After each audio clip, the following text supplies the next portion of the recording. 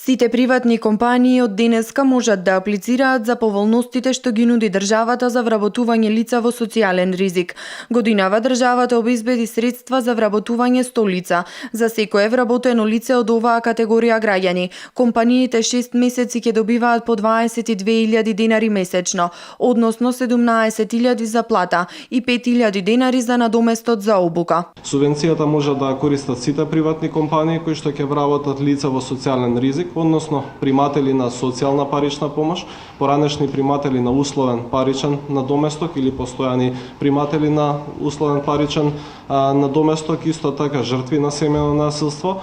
деца без родители и родителска грижа, односно лица кои што имале ваков статус до 18 годишна возраст, членови на семејства кои што се приматели на постојана парична помош, детски додаток, како и лица кои што имаат ниски примања. Министерот Спасов апелираше приватните компании да ја искористат оваа можност и да аплицираат на јавниот повик кој е објавен денеска. Обезбедените средства за оваа година се во висина од 16.016.000 денари. Приватните компании кои што ќе ги користат поволностите кои што ги нуди оваа мерка, имаат можност да го искористат исто така и проектот Македонија вработува, односно за лицата во социјален ризик е предвидено ослободување од плаќање на социјални придонеси во период од 60 месеци, односно во период од 5 години, доека пак за оние